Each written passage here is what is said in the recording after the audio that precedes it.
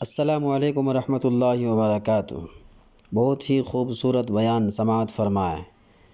اگر ٹکڑے کو زیور ویڈیو بنایا پسند جائے آیا تو برائے کرم لائک، شیئر اور تو سبسکرائب۔ اس کو چند مرحلوں سے گزرنا ہے۔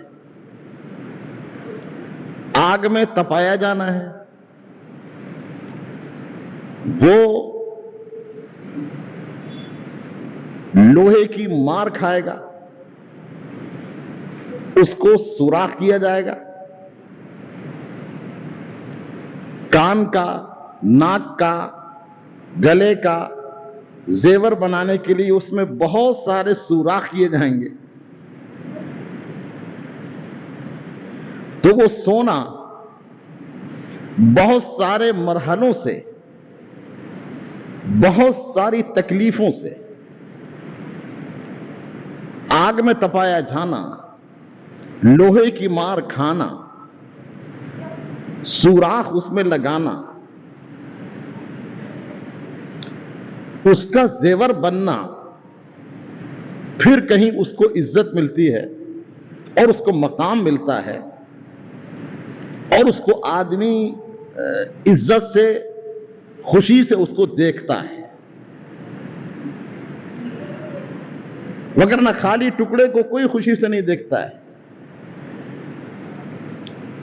اس بات کو آپ سب جانتے ہیں۔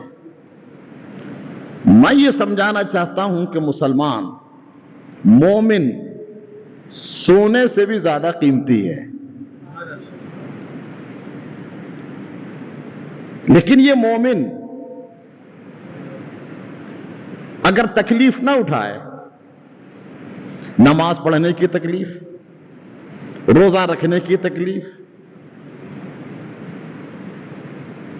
تہجد پڑھنے کی تکلیف، مصیبت پر صبر کرنے کی تکلیف، ظالم کے ظلم پر صبر کرنے کی، یہ تمام مشقتوں سے اگر نہ گزرے تو یہ مسلمان ہے تو قیمتی، مگر اس کی کوئی عزت نہیں، اس کا کوئی مقام نہیں، یہ قابل تعظیم نہیں۔ جب یہ محنتوں سے گزرتا ہے، جب یہ مشقتوں سے گزرتا ہے، جب یہ مصیبتوں سے گزرتا ہے، جب یہ ظالموں کے ظلم کو برداشت کرتا ہے، جب یہ اپنے ایمان پر قائم رہتا ہے اور پھر ہر طرح کی تکلیف اٹھا لیتا ہے، جیسے کہ زیور، سونے کا زیور ہر طرح کی تکلیف اٹھانے کے بعد میں کسی حسین کے چہرے کے حسن کو اور بڑھا دیتا ہے، ایسے ہی مسلمان تکلیفیں اٹھا کر قرب خداوندی میں پہنچ کر ایسا عزت والا ہو جاتا ہے کہ ساری دنیا اس کو تعظیم سے دیکھتی ہے، ساری دنیا اسے عزت سے دیکھتی ہے۔ یہ ہے جس نے اسلام کے لیے تکلیف اٹھائی، یہ ہے اس نے ایمان کے لیے تکلیف اٹھائی، اس کو دنیا عزت سے دیکھتی ہے، تعظیم سے دیکھتی ہے۔ عورتیں مہندی لگاتی ہیں، اور یہ جو مہندی ہے یہ ایک پتا ہے، اگر وہ پتا پتا ہی رہے تو وہ نیچے گرے گا، گل جائے گا، سڑ جائے گا، اس مہندی کا کوئی مقام نہیں۔ لیکن اس مہندی کے پتے کو جب توڑنے کے بعد گھسا جائے گا، پتھر پہ گھسا جائے گا، بار بار گھسا جائے گا، اس کو باریک سے باریک بنایا جائے گا، اور پھر کہیں جناب کسی کے پاؤں میں، کسی کے ہاتھ میں وہ لگے گا تو وہ اپنا نکھار پیش کرے گا، تب اس کو عزت سے دیکھا جائے گا۔ ایسے ہی مسلمان اگر وہ ایسے ہی مہندی کے پتے کی طرح رہے، اس کو گھسا نہ جائے، اس کو ملا نہ جائے، اس کو رنگنے کے لائق نہ بنایا جائے تو کیا ہوگا؟ وہ گرے گا، زمین میں گرے گا، سڑے گا، ختم ہو جائے گا۔ قرآن کریم کہتا ہے کہ مومنوں سے کہہ دو کہ تم کو ایمان لانے کے بعد میں تم کو ستایا جائے گا، ایسا ہی نہیں چھوڑا جائے گا بلکہ تمہارے ایمان کا امتحان لیا جائے گا۔ قرآن کریم سنو، احسب الناس ان يتركوا ان يقولوا آمنا وهم لا يفتنون۔ کیا لوگوں نے یہ سمجھ رکھا ہے کہ ہم یہ کہہ دیں کہ ایمان لے آئے اور ان کو چھوڑ دیا جائے گا ایسے ہی؟ نہیں، وَهُمْ لَا يُفْتَنُونَ، ان کو آزمایا نہیں جائے گا، ضرور آزمایا جائے گا۔ وَلَقَدْ فَتَنَّا الَّذِينَ مِن قَبْلِهِمْ فَلَيَعْلَمَنَّ اللَّهُ الصَّادِقِينَ وَلَيَعْلَمَنَّ الْكَاذِبِينَ۔ اللہ تعالیٰ نے پہلے لوگوں کو بھی ایمان کی وجہ سے آزمایا اور تم کو بھی آزمایا جائے گا۔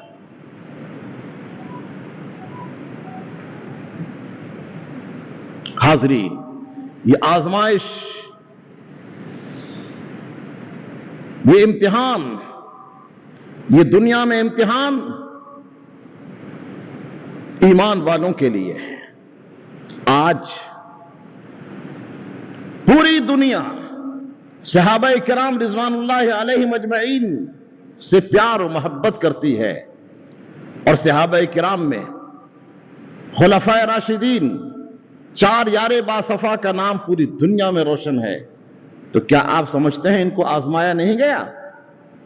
صدیق اکبر کو بھی آزمایا گیا، فاروق اعظم کو بھی آزمایا گیا، عثمان باحیا کو بھی آزمایا گیا، مولا علی کو بھی آزمایا گیا۔ آزمائشوں سے پورے اترے، اللہ تعالیٰ نے ان کے مقام کو بلند فرمایا۔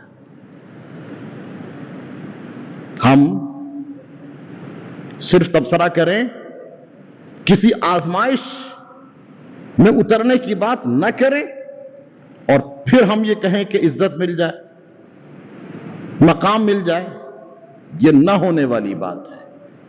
بھائیو،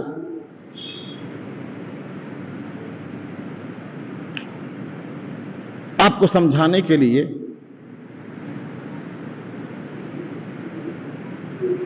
ایک مثال دیتا ہوں۔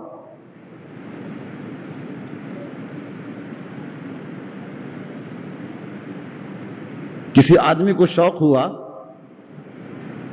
کہ بھائی ایسا ہے کہ میرے جسم پر شیر کی تصویر بنا دی جائے۔ لوگوں کو شوق ہوتا ہے، تو وہ مصور کے پاس پہنچا کہ تم میرے جسم کو چھید کر شیر کی تصویر بنا۔ اس نے کہا ٹھیک ہے، ہم بنا دیں گے، اتنے پیسے ہوں گے۔ کہا ٹھیک ہے، ہم دیں گے۔ اب اس نے سوئی لی اور جیسے ہی جسم کو چھیدا اور تکلیف ہوئی تو کہا کیا کر رہے ہیں؟ کہ ابھی شروعات ہے، میں شیر کا پاؤں بنا رہا ہوں۔ اس تکلیف کی وجہ سے وہ کہنے لگا بھائی صاحب ایک بات بتاؤ، اگر ایسے بھی تو شیر ہوں گے جن کی ٹانگ نہ ہو؟ بولے ہاں ہیں، لنگڑا کے چلتے ہیں، ایسا بھی ہوتا ہے۔ کہ ایسا کرو، وہ ٹانگ چھوڑ دو۔ ٹھیک، اچھا بھائی نہیں بنا۔ پھر جو سوئی لگائی کہ آپ کیا بنا رہے ہیں؟ کہ شیر کا پیٹ بنا رہا ہوں۔ کہ اچھا ایسا بھی تو کوئی ہوگا اس کا پیٹ نہ ہو، ایسا شیر بنا دو۔ اچھا ٹھیک ہے، نہیں بنائیں۔ پھر سوئی ڈالی کہ اب کیا کر رہے ہیں؟ کہ ہاتھ بنا رہا ہوں، ٹانگ بنا رہا ہوں شیر کی، اس کا سر بنا رہا ہوں۔ کہ ایسا بھی کوئی ہوگا جس کا کوئی سر نہ ہو، ایسا شیر بنا دو۔ مصور بولا چھوڑیے، جس کا سر نہ ہو، جس کے ہاتھ نہ ہو، جس کی آنکھیں نہ ہو، ایسا شیر نہیں ہو سکتا۔ آپ شیر مت بنوائیے۔ ذرا کیا مطلب ہوا؟ مطلب یہ ہوا کہ ہاتھ نہیں ہے، ٹانگ نہیں ہے، پاؤں نہیں ہے، سر نہیں ہے، شیر نہیں ہو سکتا تو نماز نہ پڑھے، روزہ نہ رکھے، زکوٰۃ نہ دے، حج نہ کرے، کافروں کے ساتھ جیسا رہے، وہ مسلمان کیسا ہوگا؟ سوچئے، کچھ تکلیف تو اٹھانا پڑے گی، بغیر تکلیف کے سکون ہی سکون، آرام ہی آرام، پھر ہم کہیں کہ ہم ایمان والے ہیں، پھر ہم کہیں کہ ہم مسلمان ہیں، پھر ہم کہیں کہ ہم شان والے ہیں، یہ نہ ہونے والی بات ہے۔ آپ کو تکلیف اٹھانا پڑے گی۔ اگر مسلمان ہیں آپ تو آپ کو تکلیف اٹھانا ہی پڑے گی۔ ایک عام ذہن یہ ہے کہ بھئی ہمارے اوپر یہ ہو رہا ہے، ہمارے اوپر وہ ہو رہا ہے، وغیرہ وغیرہ۔ ارے آپ اگر مسلمان ہیں تو سمجھ لیجئے پہلے کہ مسلمان ہونا ہی اس بات کی دلیل ہے کہ ہم تکلیف اٹھانے کے لیے ہیں، ہم ظالموں کا ظلم برداشت کرنے کے لیے ہیں، ہم مشقت اٹھانے کے لیے ہیں، ہم تیر کھانے کے لیے ہیں، ہم تلوار کا زخم کھانے کے لیے ہیں، اس لیے کہ جنت میں ہمارا مقام ہے۔ اور کافر، مشرک، اس کے لیے جنت نہیں ہے، وہ دنیا میں آرام کرنے کے لیے۔ تو ہمارا جب ذہن اس بات کا ہوگا پہلے سے تیار، بے تکلیف اٹھانا ہی ہمیں ہے دنیا میں، تو ہم کو اطمینان ہوگا، اور تکلیف جب آئے گی تو ہم اپنے ایمان و اسلام پر قائم رہنے میں مضبوط ہوں۔ قرآن کریم کہتا ہے وَلَنَبْلُوَنَّكُمْ بِشَيْءٍ مِّنَ الْخَوْفِ وَالْجُوعِ وَنَقْصٍ مِّنَ الْأَمْوَالِ وَالْأَنفُسِ وَالثَّمَرَاتِ وَبَشِّرِ الصَّابِرِينَ۔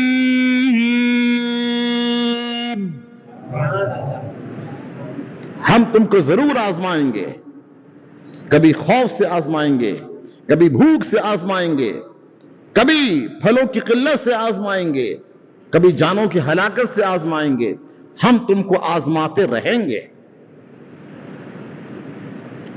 اور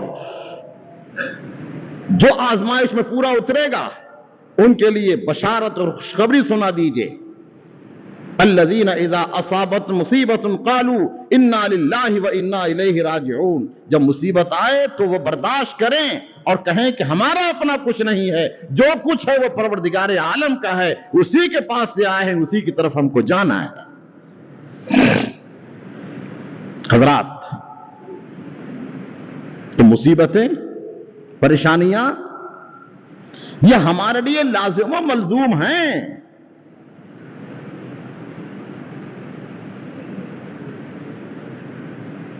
ہمارے لیے ضروری ہے۔ صحابہ کرام رضوان اللہ تعالی علیہم اجمعین نے مصائب و آلام کو برداشت کیا، ایمان و اسلام پر ثابت قدم رہے۔ ایک صحابی ہیں جن کو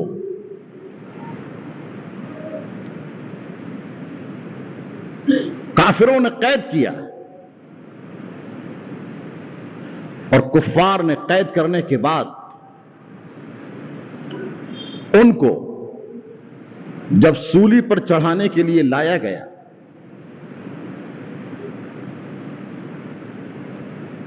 تو جب آدمی ان کے پاس میں آئے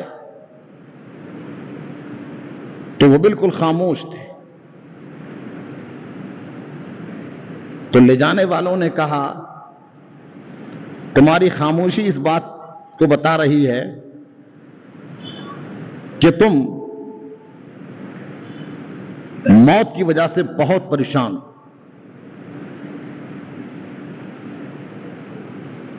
اپنی آنکھیں کھول دیں جب یہ کہا، اور کیا کہا کہ موت کی وجہ سے پریشان؟ موت کی وجہ سے تم پریشان ہوتے ہو، ہم تو موت کا استقبال کرتے ہیں۔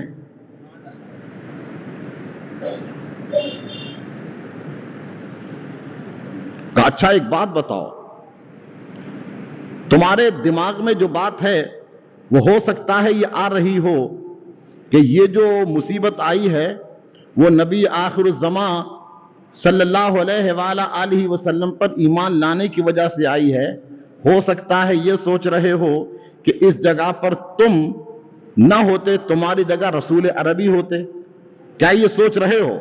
ایک دم بھڑک اٹھے، اور کہنے لگا ظالم یہ کیا کہتا ہے کہ میں یہ آرزو تمنا کروں گا کہ اس جگہ پر رسول عربی ہوتے سن لے، میری ہزاروں جانیں قربان ہو جائیں، میرا جسم چھلنی چھلنی ہو جائے، جب بھی میں اس بات کو برداشت نہ کروں گا کہ میرے نبی کے پاؤں میں کانٹا بھی چبھ جائے۔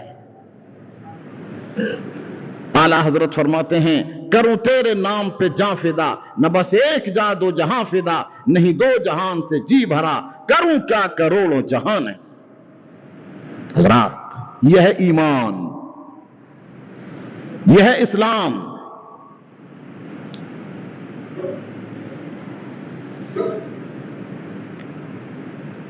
ایک بزرگ ہیں تابعی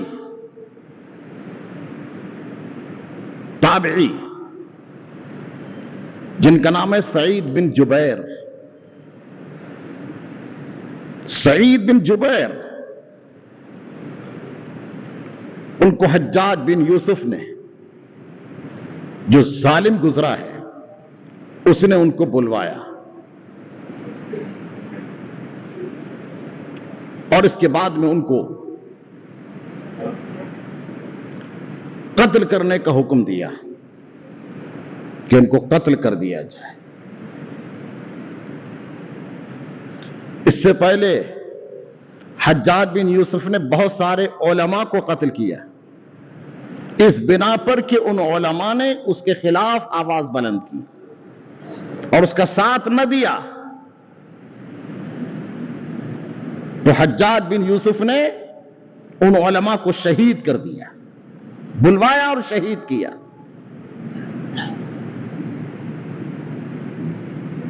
حجاج بن یوسف جیسے ظالم نے علماء کو شہید کیا اور اخیر میں حضرت سعید بن جبیر کو بلایا اور ان سے کہا کہ کیا تم میری بات مانو گے؟ کہا نہیں۔ کہا ٹھیک ہے، پھر شہید ہونے کے لیے تیار ہو جاؤ۔ کہا ٹھیک ہے۔ جلاد کو حکم دیا کہ لے جاؤ، اور سارے تماشائی وہاں پر جمع ہو گئے، حجاج بن یوسف بھی جمع ہوا۔ ایسے موقع پر حجاج بن یوسف نے جب شہید کرنے کا حکم دیا، حضرت سعید بن جبیر رضی اللہ تعالیٰ عنہ نے خوشی سے قبلے کی طرف کو رخ کیا، کعبے کی طرف کو رخ کر لیا، اور آپ نے جو امام اور مقتدی پڑھتے ہیں نماز سے پہلے اس آیت کریمہ کو پڑھا، انی وجہت وجہی للذی فطر السماوات والارض حنیفا وما انا من المشرکین، میں نے اپنا رخ اس ذات کی طرف کیا ہے جس نے آسمان و زمین کو پیدا کیا، میں دین حنیف پر قائم ہوں، میں مشرکین میں سے نہیں ہوں۔ یہ وہ آیت کریمہ ہے جس کو امام ضرور پڑھے، لیکن مقتدی بھی پڑھے نماز سے پہلے تو بہتر۔ اس آیت کریمہ کو حضرت سعید بن جبیر نے شہید ہونے سے پہلے پڑھا۔ حجاج بن یوسف نے حکم دیا کہ یہ اپنا رخ قبلے کی طرف کر رہے ہیں، ان کا رخ پھیر دو، ان کی آرزو پوری نہ کرنے دو، یہ قبلے کی طرف رخ کر کے شہید ہونا چاہتے ہیں، ان کی یہ آرزو پوری نہ ہونے دی جائے، قبلے سے رخ پھیر دو۔ ان کا رخ قبلے سے پھیر دیا گیا۔ حضرت سعید بن جبیر نے دوسری آیت پڑھی، سبحان وَلِلَّهِ الْمَشْرِقُ وَالْمَغْرِبُ فَأَيْنَمَا تُوَلُّوا فَثَمَّ وَجْهُ اللَّهِ إِنَّ اللَّهَ وَاسِعٌ عَلِيمٌ۔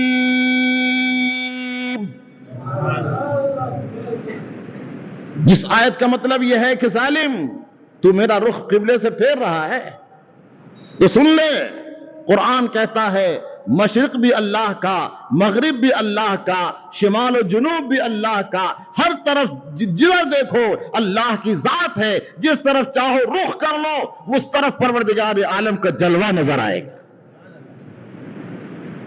ہر طرف خدا کی ذات ہے، میرا رخ قبلے سے پھیرے گا تو کیا ہوا؟ حجاج بن یوسف اور بھی غصے میں آ گیا کہ بجائے اس کے کہ یہ ناراض ہوں اور بھی خوش ہو گئے۔ آیت پڑھی، حجاج بن یوسف نے کہا اس کو اوندھا کر دو، سر کے بل لٹا دو، پھر شہید کرو۔ دیکھیے ظلم، ان کو اوندھا کر دیا گیا۔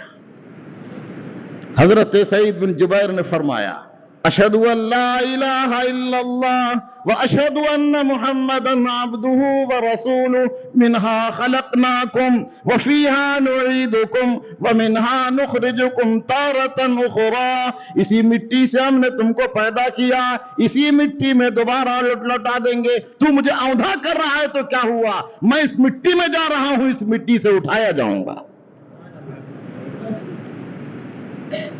حضرت سعید بن جبیر کو حجاج بن یوسف نے شہید کیا۔ اگر آپ سن رہے ہیں اور سمجھ رہے ہیں تو رک جائیے۔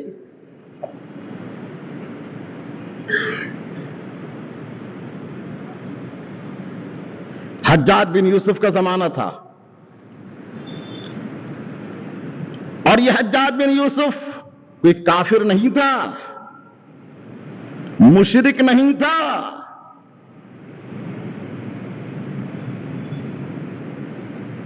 یہ گورنر تھا جیسے یزید، اور اس نے بڑے بڑے اچھے کارنامے انجام دیے، اور برا بھی تھا۔ آج میں جب خطبہ دیتا ہوں سعودیوں کے خلاف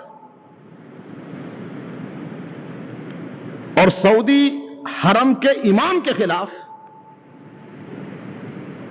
ارے حضرت وہ تو حرم کے امام ہیں، کیا کہنے ہیں، کعبے کے امام ہیں، اور یہ نہیں معلوم کہ وہ کعبے کے امام اتنے بڑے غلام ہیں کہ اپنی مرضی سے ایک آیت بھی نہیں پڑھ سکتے، جو ان کو لکھے دیا جائے گا وہی پڑھیں گے۔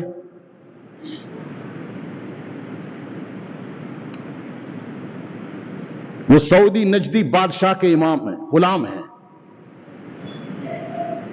ایک آیت بھی یہودیوں کے خلاف پڑھ نہیں سکتے وہ، کیونکہ یہودی سعودیوں کے دوست ہیں، اتنے تو مجبور ہیں۔ حضرات، ہمارا کام ہے حق کہنا، ہمارا کام ہے حق کی بات کو بلند کرنا، اور دنیا میں چند دن رہنا ہے، دنیا سے بہرحال جانا ہے۔ آپ ابھی سن رہے ہیں کہ حجاج بن یوسف ظالم تھا، لیکن اس نے علماء کو قتل کیا، وہ علماء شہید ہونا انہوں نے برداشت کر لیا، شہادت کو انہوں نے برداشت کیا، لیکن ظالم حاکم کی بات کو برداشت نہ کیا۔ سعودی علماء کو کیا ہوا ہے؟ کیوں نہیں آواز بلند کرتے؟ نہیں کر سکتے، دنیا غالب ہے۔ جب دولت کا نشہ، جب حکومت کا نشہ، جب عیش اور عشرت کا نشہ غالب ہوتا ہے تو آنکھیں بند ہو جاتی ہیں۔ جب ایمان کا نور دل میں جگمگاتا ہے تو جانتے ہیں آپ، رات اور دن دونوں کی بات کرتا ہوں، اندھیرا اور اجالا میں دونوں کی بات کر رہا ہوں۔ جب ایمان اور اسلام کی بات ہوتی ہے تو حضرت سعد بن ابی وقاص رضی اللہ تعالی عنہ ہیں، جو جنگ احد کے موقع پر میرے آقا کے کبھی ادھر سامنے ہوتے، کبھی ادھر ہوتے، کبھی سامنے ہوتے، کبھی پیچھے ہوتے، اور سرکار فرماتے ارمی یا سعد، اے سعد تیر پھینکو، ادھر سے پھینکو۔ حضرت سعد تنہا ہوتے، میرے سرکار کی حفاظت کرتے، چاروں طرف گھوم کر تیر پھینکتے رہتے۔ میرے آقا نے ارشاد فرمایا اے سعد کیوں نہیں ایک طرف سے تیر کیوں نہیں پھینکتے، تم چاروں طرف کیوں گھوم رہے ہو؟ عرض کیا یا رسول اللہ چاروں طرف گھوم لیے اس لیے رہا ہوں کہ تیر جس طرف سے آئے پہلے میرے جسم پر جائے، آنکھ تک نہ پہنچ سکے۔ یہ تھے حضرت سعد بن ابی وقاص جو ایمان و اسلام کا نور جگمگا رہا تھا، اور ان کا بیٹا، سگا بیٹا جس کو عمرو کہتے ہیں، کربلا کی دھرتی پر نبی کے نواسے پر پہلا تیر چلا کر یہ کہہ رہا تھا لوگوں گواہ ہو جاؤ، کربلا میں امام حسین پر پہلا تیر میں نے چلایا ہے۔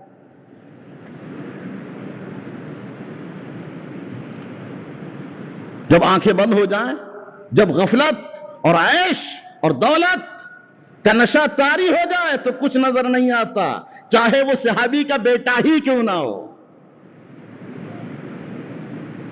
تو آپ کا یہ کہنا کہ وہ سعودی حرم کے امام، کیا بات ہے، کیوں نہیں آواز بلند کرتے؟ کتنے دن زندہ رہو گے؟ آخر ایک دن تم کو مرنا ہے۔ حضرات، حجاج بن یوسف کی بات کر رہا ہوں میں، تاریخ پلٹیے، میرے بچوں سے کہوں گا پڑھو تاریخ۔ حجاج بن یوسف وہ حاکم ہے جس نے اچھے کام بھی کیے، جیسے حرم میں اچھے کام کر رہے ہیں سعودی، انتظام کر رہے ہیں کعبے میں، طواف کرنے والوں کے لیے، عمرہ کرنے والوں کے لیے، اور پیسہ بھی وصول کر رہے ہیں، یہ الگ بات ہے، لیکن اچھے کام کر رہے ہیں۔ تو یہ کہو کہ تم اچھے کام کرنے والوں کو کیوں کہہ رہے ہو؟ سنو، حجاج بن یوسف نے بڑے اچھے کام کیے۔ آپ جو قرآن پڑھتے ہیں نا، قرآن اس پر زبر زیر پیش اسی حاکم ظالم حجاج بن یوسف نے لگوائے۔ ہندوستان کی سرزمین پر محمد بن قاسم کو جو بھیجا وہ اسی حجاج بن یوسف نے ہی بھیجا۔ اتنے اچھے اچھے کام کیے، لیکن اچھے کاموں کے ساتھ جب عیش اور اپنی منمانی کا معاملہ آتا ہے، حکومت کا معاملہ آتا ہے، تو دماغ معوف ہو جاتا ہے، اندر کی آنکھیں بند ہو جاتی ہیں۔ اسی حجاج بن یوسف نے جس نے قرآن پر زبر زیر پیش لگوائے، اسی حجاج بن یوسف نے جب ہندوستان میں محمد قاسم کو بھیجا، اس نے جہاں اچھے کام کیے وہاں پر علماء کو اسی نے شہید کرایا۔ اخیر میں سعید بن جبیر کو شہید کرایا اخیر میں۔ اور میں نہیں کہتا، تبلیغی جماعت کے پیشوا مقتدی جنہوں نے کتاب لکھی ہے المنصورات عربی زبان میں، یہ منصورات کتاب ندوۃ العلماء لکھنؤ میں پڑھائی جاتی ہے، پوری دنیا میں منصورات، اس میں انہوں نے خود لکھا ہے اس کو کہ حجاج بن یوسف نے حضرت سعید بن جبیر کو شہید کرایا، اور حجاج بن یوسف نے حضرت سعید بن جبیر کو جب شہید کرایا تو خون زیادہ نکلا۔ جب لوگوں کو بلایا، طبیبوں کو کہا اس سے پہلے میں نے جو شہید کرایا تو نکلا خون اتنا نہیں نکلا، ان کا زیادہ نکلا، کیوں؟ کا بات یہ ہے کہ اس سے پہلے جن کو شہید کرایا ان میں کچھ نہ کچھ موت کا ایک وہ تھا، ایک ڈر تھا، ایک ہیبت تھی، لیکن یہ وہ تھے جن کے اوپر کوئی ہیبت ہی نہ تھی، اس لیے خون سوکھا ہی نہیں، سارا نکلا۔ اللہ جی، منصورات ابو الحسن علی ندوی نے لکھا ہے کہ حضرت سعید بن جبیر کو جب شہید کیا گیا، حجاج بن یوسف بھی جب مر گیا، تو حجاج بن یوسف کے مرنے کے بعد اس کو کسی نے خواب میں دیکھا اور پوچھا کہیے حجاج بن یوسف تم بھی مر گئے اور علماء کو شہید کیا، وہ بھی چلے گئے، بتاؤ تمہارے ساتھ خدا نے کیا کیا؟ ابو الحسن علی ندوی نے لکھا ہے کہ اللہ تعالیٰ نے مجھے ہر عالم کے بدلے میں شہید کیا، پھر زندہ کیا، پھر شہید کیا، اس عالم کے بدلے میں، اس کے بدلے میں، اس کے بدلے میں. تو میں نے جس عالم کو شہید کیا تھا اس کے بدلے میں مجھے شہید کیا گیا، لیکن حضرت سعید بن جبیر کے بدلے میں مجھے 70 بار زندہ کیا گیا اور 70 بار مجھے قتل کیا گیا. حضرات 70 بار. حضرات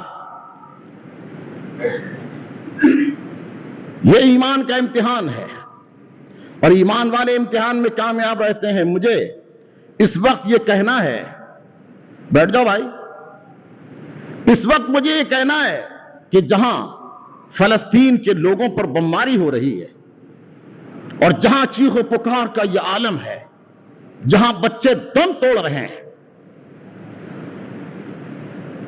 جہاں پر دفن ہونے والے زیادہ ہیں اور دفن کرنے والے نہیں ہیں، ابھی تک میرے علم میں کوئی ایسا نہیں آیا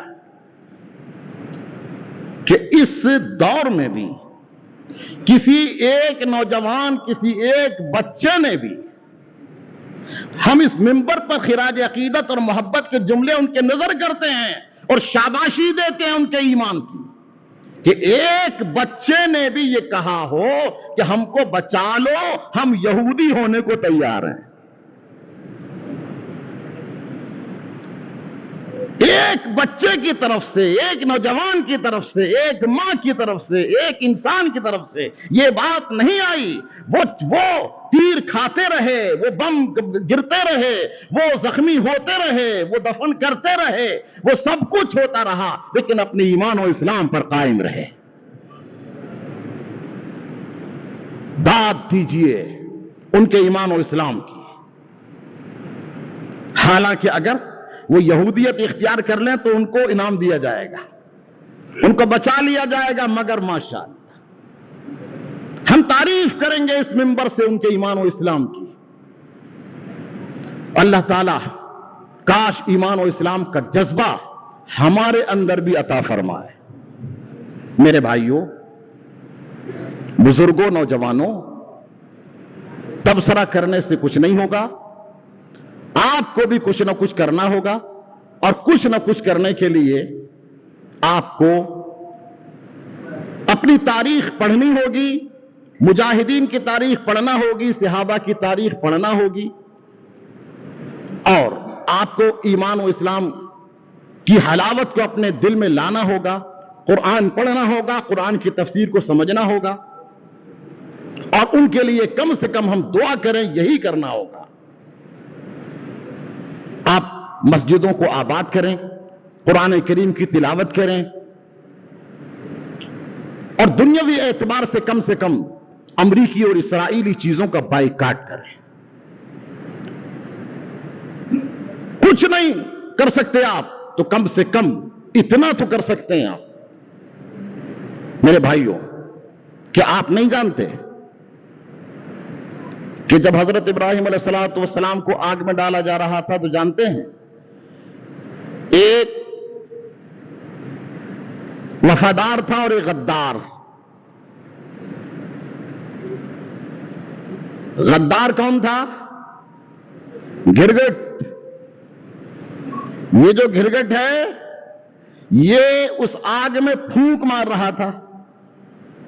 مجھے بتا، اس کے پھونک مارنے سے آگ زیادہ ہو جائے گی؟ اس کی پھونک ہے کتنی؟ مگر یہ آگ میں پھونک مار رہا تھا، اپنی دشمنی کا اظہار کر رہا تھا. اس کو مارنے کا حکم ہے آج بھی. جہاں دیکھو اس گرگٹ کو مارو. یہ غدار ہے، نبی کا غدار. اور ایک تھا وفادار، جس کو ہدہد پرندہ کہتے ہیں. یہ ہدہد پرندہ اپنی چونچ میں پانی کے قطرے کو لا رہا تھا اور اوپر سے اس قطرے کو آگ میں ڈال رہا تھا. مجھے بتاؤ، اس پرندے کے ایک قطرے سے کیا آگ ٹھنڈی ہو گئی؟ نہیں، مگر اس نے اپنی وفاداری کا اظہار کیا. میرے بھائیوں، اگر ہم کوئی چیز امریکی نہ خریدیں گے اور اسرائیلی چیز نہ خریدیں گے اور ہم یہ سمجھیں گے کہ ہمارے خریدنے سے نہ خریدنے سے کیا فرق پڑتا ہے، معلوم ہے کہ کوئی فرق نہیں پڑے گا، مگر ہماری محبت کا اظہار تو ہوگا، کچھ تو ہوگا۔ قطرہ قطرہ دریا بن جاتا ہے، اور دریا جب سمندر بن جاتا ہے اور جب وہ لہریں آتی ہیں تو طوفان مچا دیتا ہے۔ حضرات، ہمیں سوچنے سمجھنے کی ضرورت ہے، تو ہم ان چیزوں کا بائیکاٹ کریں، نماز پڑھیں، تلاوت کریں، مسجدوں کو آباد کریں، واہیات خرافات سے جتنا ممکن ہو بچنے کی کوشش کریں۔ اللہ تعالیٰ مجھے بھی اور آپ کو بھی عمل کرنے کی توفیق رفیق عطا فرمائے۔ وما علینا الا البلاغ المبین، وآخر دعوانا ان الحمد للہ۔